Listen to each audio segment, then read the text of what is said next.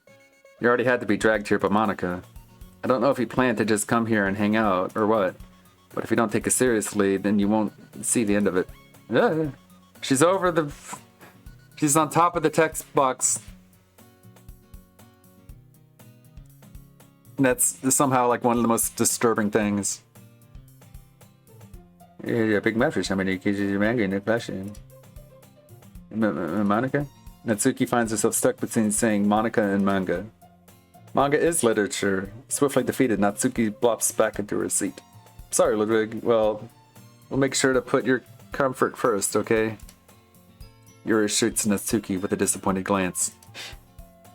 Anyway, now that you're in the club and all, perhaps you might have an interest in picking up a book to read. Well, I can't really say no either way. Like you said, I'm in this club now. So it only feels right for me to do something like that if you ask. Wait, I didn't mean it like that. If you don't really want to, then forget I said anything, I guess. No, it's not that, Yuri.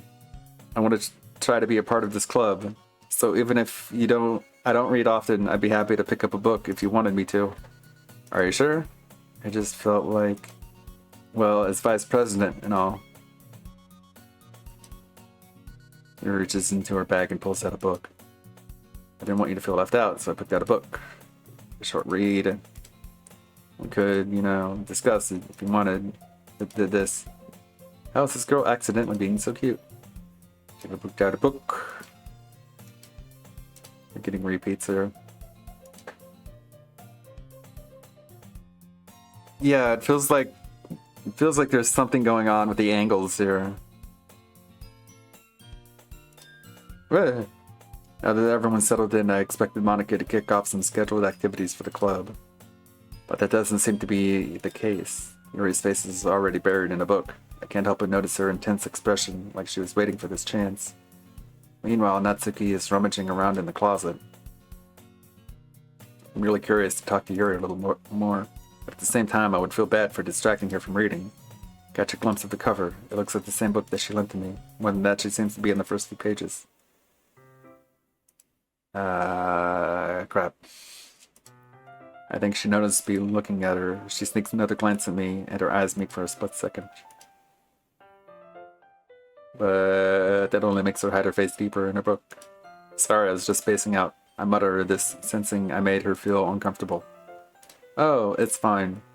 If I was focused, then I probably wouldn't have noticed in the first place. But I'm just rereading a bit of this, so... That's the book that you gave me, right? I'm gonna refill my drink real quickly here. Take a short music break. Ow. How about... Oh, man. You know what would be a good song? God, I'm fucking heartless, ain't I? There. I'll be right back. Okay, I'm back. Sorry about the dead air. You notice her eye is like floating away? That's the book you gave me, right? What happened to your eye? Well, let me click on it. I wanted to reread some of it. There, her eye's back.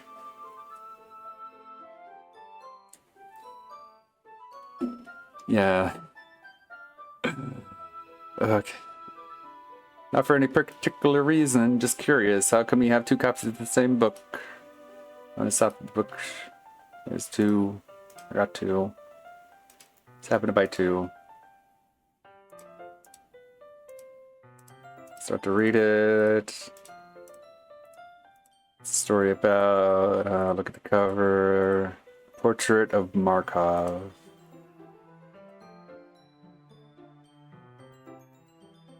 Basically, it's about this religious camp that was turned into a human experiment prison. Was that the same as before? And the people trapped there have this trait that turns them into killing machines that lust for blood. That's definitely different. 1, 2, 1, 2. 1, 2. Sure this is right.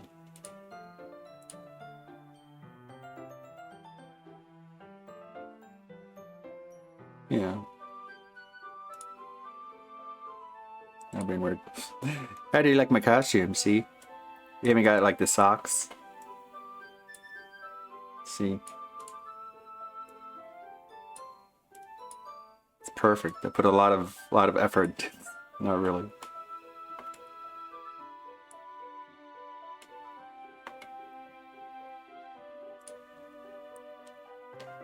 And the people trapped there have this trait that turns them into killing machines that lust for blood. But the facility gets even worse, and they start selectively breeding people by cutting off their limbs and affixing them to... Well, that might be a little bit of a spoiler. But anyways, I'm really into it. The book, I mean.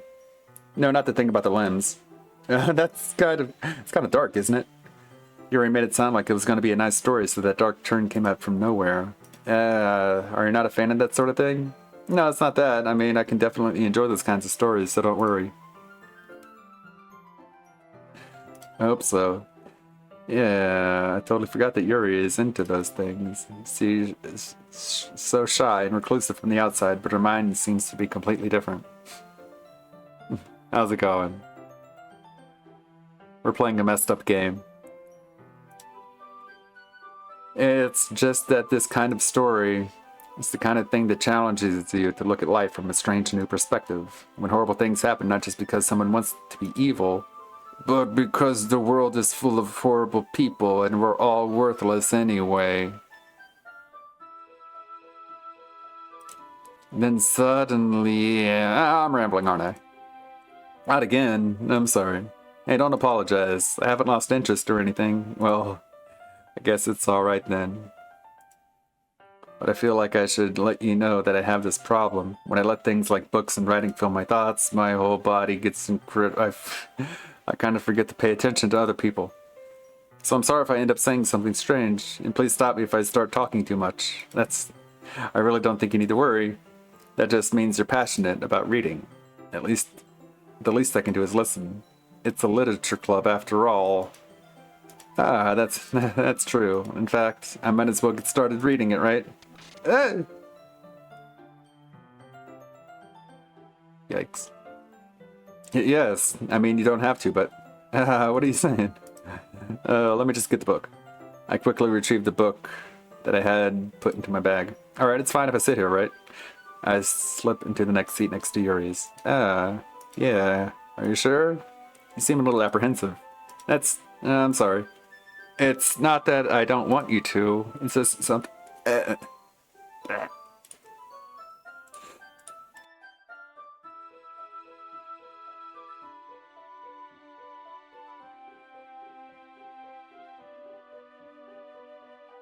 So I had to cough.